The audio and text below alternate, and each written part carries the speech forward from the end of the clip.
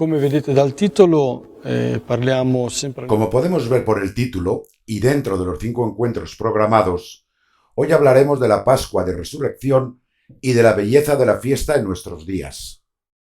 Yo diría que sobre la resurrección existen una serie de estereotipos que nos desorientan, pues en nuestro imaginario común nosotros imaginamos la resurrección tal como nos la muestra Piero de la Francesca. Nosotros, que somos observadores de la tradición occidental, imaginamos a Cristo como representable, por lo que normalmente, cuando imaginamos el Cristo resucitado, lo hacemos como alguien que sale victorioso de la tumba, portando en su mano el estandarte con la cruz que nos hace ver que Él es el crucificado, pero ahora resucitado, y lo vemos de forma visible como un hombre. Pero en realidad, si analizamos los textos de la resurrección, veremos que estos textos hablan de la resurrección de un Jesús resucitado, pero que no es visible. Hablan de alguien que no se ve y que es visto solo por medio de la experiencia de su aparición, pero no con los sentidos externos, sino con los interiores. De forma especial, señalaría que una de las grandes representaciones por medio de la cual la tradición ha visto siempre la resurrección es sin duda el relato de los discípulos de Emaús, que como bien sabemos, hablan de la liturgia implícita de la palabra, del propio Cristo que ilumina el Antiguo Testamento y enciende el corazón. Estamos hablando de lo que sigue siendo nuestra liturgia de la misa en nuestros días. Y lo reconocen después al partir el pan, lo que supone paradójicamente que si tuviésemos que encontrar en la tradición iconográfica la representación de la resurrección, si somos respetuosos con los conceptos originales, deberíamos buscarla no en el Cristo resucitado de Piero de la Francesca, sino que el gran locus donde podemos encontrarla se hallan las representaciones de los discípulos de Emaús. Esta sería una primera cuestión a tener en cuenta. Dejamos, por tanto, a Piero de la Francesca para analizar el primer texto de la resurrección, que es el Evangelio de San Marcos, como bien sabemos, y donde podemos leer: y entrando en el sepulcro, se hallaron con un joven sentado en el lado derecho, vestido de blancos ropajes, y se quedaron pasmadas. Pero él les dijo: no tenéis que asustaros, vosotras estáis buscando a Jesús, el Nazareno que fue crucificado. Ha resucitado y no está aquí. Podéis ver el sepulcro donde lo pusieron. Pero id y decid a sus discípulos y a Pedro que él irá delante de vosotros a Galilea, donde lo veréis según os tiene dicho. Ellas, saliendo del sepulcro, comenzaron a huir, pues el temor y el estupor se habían apoderado de ellas, y a nadie dijeron nada por el miedo que sentían. Si aquí hay alguien al que vemos, es un joven sentado con un vestido blanco, pero no se habla de una figura visible del Señor resucitado.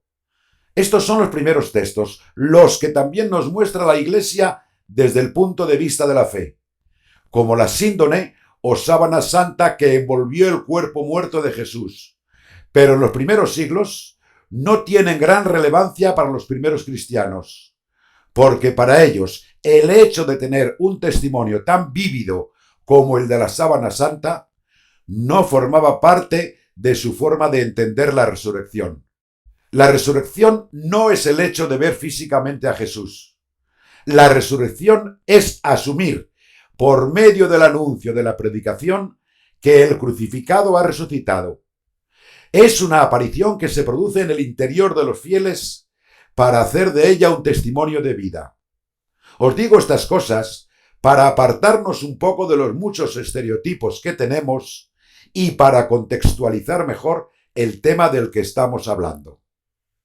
De hecho, vemos que Pablo, en uno de los textos más precisos, en mi opinión, sobre el tema de la resurrección en el Nuevo Testamento, dice lo siguiente: por tanto, a partir de ahora, nosotros no conocemos ya a nadie desde el punto de vista humano.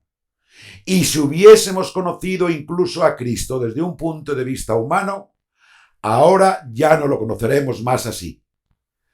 Lo cual quiere decir que si alguien ha visto al Señor resucitado, según Piero de la Francesca, ya no lo reconoce así, Pues la experiencia de la resurrección se asume por medio de la interioridad. Nosotros decimos que es un eikon, adquirido por medio del querigma, hablando técnicamente. Por medio de la predicación del resucitado, el querigma, nosotros obtenemos un eikon, una imagen espiritual, impresa dentro de nosotros. Por tanto, su fuerza intrínseca no es visible, pero podríamos decir que es visible de forma invisible. Está claro que estamos hablando con palabras humanas de un misterio, ante el que ceden nuestras palabras, del mismo modo que las imágenes ceden el paso de forma respetuosa. En este sentido, veamos, por ejemplo, una de las representaciones que han sido utilizadas muy a menudo en la tradición para hablarnos de la resurrección. No presentan el momento en el que Jesús sale de la tumba y se hace visible, sino el momento en el que Jesús alcanza a estos dos personajes, a quienes ilumina sobre el significado de la Escritura y parte el pan con ellos, lo que para los cristianos significa la celebración de la Santa Misa. Aquí tenemos una serie de imágenes sobre el tema, pero continuamos porque estas imágenes son meramente ilustrativas. Me interesa mostrar especialmente las lecturas paleocristianas. Nuestros cristianos de los primeros siglos, podemos decir que hasta el siglo VI, donde aparecerá un nuevo planteamiento que veremos posteriormente, emplean una vía que podríamos denominar simbólico-metafórica para hablar de la resurrección. No habrían hablado nunca del Jesús resucitado, sino que habrían expresado la misma idea por medio de símbolos y metáforas. Y así, por ejemplo, vemos que en el período de las catacumbas optaban por representar la resurrección de Cristo de esta forma. Os muestro tres imágenes destacadas. Los tres jóvenes que se salvan de las llamas del horno, lo que para ellos significaba la resurrección. Daniel en el foso de los leones, segunda imagen a la derecha. Y Jonás, que después de permanecer durante 3 días en el vientre de la ballena, es vomitado en la playa como muerto y resucitado. Se trata de una fórmula. Si nosotros intentásemos encontrar la resurrección en la época paleocristiana, encontraremos siempre ejemplos simbólicos de este tipo. Esta extraordinaria metáfora la encontramos en el mausoleo de Gala Placidia. En la parte inferior vemos la urna de Gala Placidia, aunque sepamos que no es así. Sobre ella tenemos una ventana vacía con la parrilla de San Lorenzo y un pequeño armario con las escrituras. En la parte alta encontramos 2 apóstoles que hablan con esta ventana vacía, que vuelve a aparecer en los 4 velos de la cúpula, y que parecen preguntarse, siguiendo la interpretación de Timothy Verdon, como decía el director, nuestra unión no es una ciencia exacta empírica, por lo que cualquier estudioso puede proponer hipótesis nuevas. Decía que parecen preguntarse ¿dónde está Gala Placidia? ¿Dónde está una vez muerta? Dado que solo vemos una ventana de alabastro que no permite contemplarla. El que entra en este mausoleo siente la necesidad de reflexionar sobre la presencia de esta difunta. ¿Dónde está quien parece descansar en este sepulcro y que nosotros no vemos? Toda la cúpula nos invita a mirar y a hacernos la misma pregunta. Si nosotros salimos del mausoleo de Gala Placidia, esto es lo que encontramos en el tímpano de la salida. Vemos a Jesús el buen pastor que acaricia a una oveja, lo que nos hace ver dónde está Gala Placidia. Ante la pregunta de dónde está, y viendo nosotros solo una ventana vacía, se nos responde que está en el paraíso, en el reino de Dios y del resucitado, en el que ella es una oveja elegida que es acariciada por el Señor Jesús. Observad cómo actuaban nuestros cristianos del siglo V a la hora de hablar de la resurrección. No hablaban en este ejemplo de la resurrección de Cristo, sino de la resurrección de alguien que ha sido adoptado como hijo por medio de la experiencia de la fe. Ya no está aquí, ha resucitado y está en el paraíso, donde el Hijo del Hombre lo acaricia como hace el buen pastor con su oveja preferida. podemos ver que estamos ante imágenes extraordinariamente bellas. Este es el púlpito de la iglesia de Orso. Hoy la catedral está en Rávena, dado que esta iglesia fue destruida por un incendio, pero se ha salvado el púlpito desde el que el obispo predicaba. Sabemos bien que la palabra de la predicación es de forma especial la palabra de la resurrección. No está aquí, ha resucitado, irá delante de vosotros a Galilea. ¿Qué nos dice este púlpito? Nos dice que la predicación de la resurrección nos hace cristianos. Y los cristianos son como estos símbolos que vemos representados. Es decir, se predica la palabra. La palabra pesca al cristiano como se pesca a un pez en el agua. Primer registro. Posteriormente, avanzando en la palabra, se convierte en un pájaro capaz de las cosas celestiales, pero de no poder volar todavía. Como vemos en el segundo registro, en estos pájaros sin alas. Pero en el tercer registro, el pájaro ya tiene alas espirituales y es capaz de volar. En el cuarto nivel encontramos al ciervo, que cada año pierde la cornamenta para volver a salirle más grande todavía, como le ocurre al pavo real, que tras perder la cola, le crece de nuevo más grande y más bella, lo que significa que el cristiano resucita.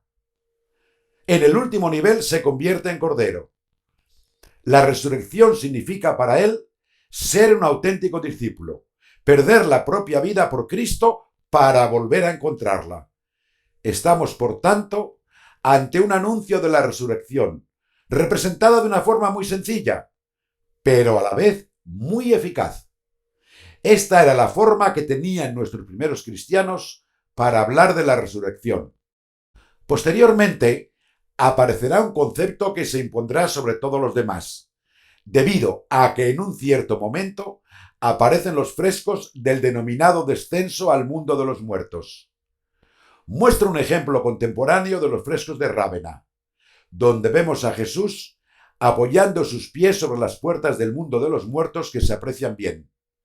La gran gruta negra es el mundo de los muertos, donde ha descendido una vez bajado de la cruz y colocado en el sepulcro, para después resucitar y liberar a los prisioneros. Adán y Eva son los ejemplos y ascender a los cielos. Esto nos sirve para ver que el texto utilizado durante el primer milenio a la hora de hablar de la resurrección más allá de la época paleocristiana, es decir, la segunda parte del milenio, nos remite a un pasaje de San Marcos 3 que leeremos. Tenemos que tener presente también aquí a Romano el Mélode, quien ha inventado una cantidad enorme de imágenes. Si leemos el descenso al mundo de los muertos desde el punto de vista iconográfico y lo comparamos con un texto de Romano el Mélode, nos sorprende el hecho de ver que parece que un pintor ha traducido en imágenes el texto de Romano. Pero veamos el texto de Marcos, donde podemos leer: los escribas que habían bajado de Jerusalén decían: está poseído por Belcebú, y así, por arte del príncipe de los demonios, lanza a los demonios. Mas, habiéndolos convocados, les hablaba con estos ejemplos. ¿Cómo puede Satanás expeler a Satanás? Pues si un reino se divide en partidos contrarios, es imposible que subsista el tal reino. Y si una casa está desunida en partes contrarias, la tal casa no puede subsistir. Por ello, si Satanás se levanta contra sí mismo, está en discordia y no puede durar, sino que está cerca de su fin. Esta es la cuestión que nos interesa. Ninguno puede entrar en la casa del valiente, que es Satanás, el diablo, para robarle sus alhajas si primero no ata al valiente. Después podrá saquear la casa. La iconografía del descenso al mundo de los muertos que hemos visto anteriormente nos sitúa ante este texto de Marcos 3, donde Jesús nos dice metafóricamente, por medio de una disputa, que él ha entrado en el reino del hombre fuerte, Satanás, lo ha maniatado, se ha adueñado del botín y ha liberado a los prisioneros. Vemos cómo este texto, que nunca relacionaríamos con la resurrección a nivel iconográfico, es uno de los textos más relacionados con ella. Veamos ahora algunos ejemplos de la tradición medieval. Trataré de darme prisa. Como este de Duccio di Buonisegna, un extraordinario documento, esta Maestà, de la pala de altar del Duomo de Siena. Esta es la parte trasera, donde se narra la historia de Jesús desde el proceso ante Pilatos con todos los hechos posteriores y con esta crucifixión en el centro. Pero lo que realmente me interesa son estos cuatro recuadros de la parte superior derecha y que muestro en detalle. Son estos: los discípulos de Maús, Jesús que desciende al reino de los muertos y pisotea al demonio, el anuncio del ángel a las santas mujeres. Vemos que ni siquiera ha imaginado representar a Jesús como Piero de la Francesca. Y por último, la escena del Noli me tangere. María Magdalena, que reconoce a Jesús como el jardinero, lo llama. Jesús la reconoce y le dice: Noli me tangere, no me toques, pues aún no me he presentado ante mi Padre. Nuestra tradición medieval, cuando habla de la resurrección en esta época, no se expresa con la forma estereotipada de Piero de la Francesca. Veremos cómo se llega a esta situación. Sino que presenta episodios tal como nos los cuentan los evangelios, especialmente el Evangelio de Juan y el Evangelio de Lucas.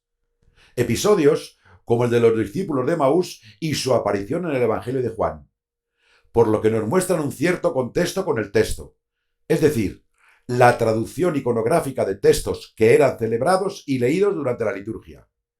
Posteriormente, se produjeron ciertos acontecimientos que cambiaron la trayectoria. Aquí vemos esta obra de Giotto, con dos escenas en el mismo cuadro, para compararla con la obra de Piero de la Francesca. Las escenas son similares con los 4 soldados, pero en la de Giotto falta el Cristo. Giotto coloca 2 ángeles, pues de hecho, en los evangelios leemos que aparecen 2 figuras angélicas, una en la parte de la cabeza y otra en la parte de los pies. Pero el Cristo no se ve en ningún momento. Es necesario apropiárselo para ver su aparición en nuestro interior. Giotto es respetuoso con el texto evangélico y no considera necesario representar un Cristo visible. En la otra escena, Giotto sitúa a Jesús y a María Magdalena, pues la resurrección no es el relato solo de la misma. Si leemos los evangelios, veremos que la resurrección es un relato muy amplio y variado, con modos distintos a través de los cuales nosotros podemos acceder a la experiencia de fe que es la resurrección. Aquí he encontrado por primera vez en Ambrosio Lorenzetti, en mi pequeña investigación, que en el sepulcro, que en Giotto estaba vacío pero con la presencia de los ángeles, en esta obra de Lorenzetti veo por primera vez el Cristo que sale del sepulcro hacia el cielo y se hace visible. Abbiamo visto la rappresentazione di Cristo che sale verso il cielo e quindi il Cristo visibile. Siguiendo con los frescos y dentro del mismo contexto, pero con un autor diferente, aquí aparece representado el Cristo que se eleva hacia el cielo, pero en una escena en la que también se incluye el encuentro de María Magdalena con Cristo. Insisto sobre esta cuestión porque es importante no centrar todo en el episodio de la resurrección en el Cristo visible, sino que hay que entenderlo en un contexto más amplio, lo que nos permitirá ya un cierto contacto con textos que posteriormente se perderá. Aquí podemos ver, dentro del mismo contexto en el que estamos, la representación de Jesús que desciende al reino de los muertos para liberar a los prisioneros. Está claro que la obra de referencia es la Maestà de Duccio, siendo este fresco una repetición de la Maestà en cierto modo. Aquí vemos a alguien muy integrado en la tradición como es el Beato Angélico, donde nos presenta a un Cristo resucitado que se ve, pero que no se ve. Cristo lo vemos nosotros como observadores, pero si nos situamos dentro de los personajes de la escena, entre estas mujeres que van al sepulcro y miran hacia su interior, no veremos al Cristo. El Beato Angélico es una persona formada, conocedor de las Escrituras y de los textos, por lo que refleja lo que dicen los textos, que Cristo está, pero no se le ve. Por lo que si uno no se abre a la experiencia de la fe, Cristo está, pero no podrá ser visto. Mirará solo el sepulcro y lo verá vacío. Este es un planteamiento muy interesante. Esta es una representación ya del Renacimiento, perteneciente a Andrea del Castaño, que en mi opinión supone el inicio de la nueva forma de representar a Jesús resucitado. Aquí vemos a los cuatro: el Cristo bien visible, un hombre que mira directamente a Cristo detrás del sepulcro. El Cristo es tan evidentemente vencedor y tan claramente visible que agota todo el discurso sobre el misterio. Añadiría que aquí hay una evidencia excesiva que no tiene en cuenta el pudor con el que debería contarse este tipo de experiencia o episodio, pues su clave de lectura es el misterio. Presentar un misterio de forma tan manifiesta lo hace perder fuerza y parte de su propia naturaleza. Un mistero in maniera troppo evidente lo svilisce e gli fa perdere la sua natura. Podríamos continuar mostrando obras casi hasta el infinito. Esta es de la escuela flamenca. Esta es de Piero de la Francesca. Continúo con Grunewald simplemente como ejemplos.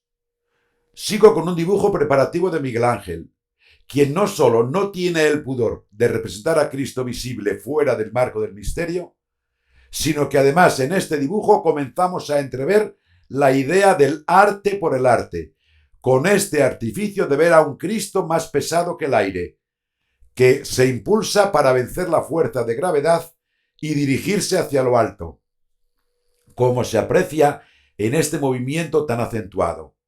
Luego lo veremos de forma aún más evidente. Un certo slancio per riuscire a sfuggire alla forza di gravità e salire verso l'alto. Vedete questo movimento molto accentuato. Dopo vedremo delle cose ancora più evidenti. Oppure, per esempio, guardate in queste... Vemos en esta obra que el planteamiento del autor es algo puramente estético. El artista pretendía demostrar que sabía cómo representar un cuerpo visto desde abajo. Por eso nos muestra la planta de los pies.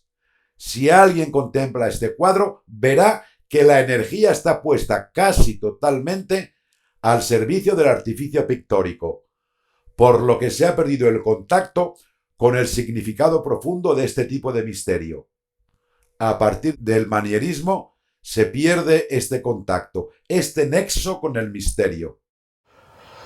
E così, qui vedete il... Aquí vemos la resurrección de Bronzino y la resurrección del Greco, donde vemos que en cierto momento este modelo evoluciona. Aquí estamos con Rembrandt. Este es un cuadro neoclásico de Blake y este otro de Holman Hunt. ¿Cuáles serían las conclusiones? Creo que serían estas. Si nosotros comparamos las imágenes que hemos visto de la tradición y que pierden en cierto modo el contacto con los textos e incluso con el misterio que se celebra dentro de la fe, y lo hacemos comparándolas con una imagen teológicamente más fundamentada y equilibrada como esta, tengo que decir, junto con el director, que espero que en el tercer milenio pasemos de estas imágenes neoclásicas que han perdido el contacto con el misterio y pasemos también de estas imágenes renacentistas que son un canto al arte por el arte, para volver a imágenes que desde el punto de vista teológico muestren el mensaje de los textos, así como el contacto con la teología y la liturgia vivida.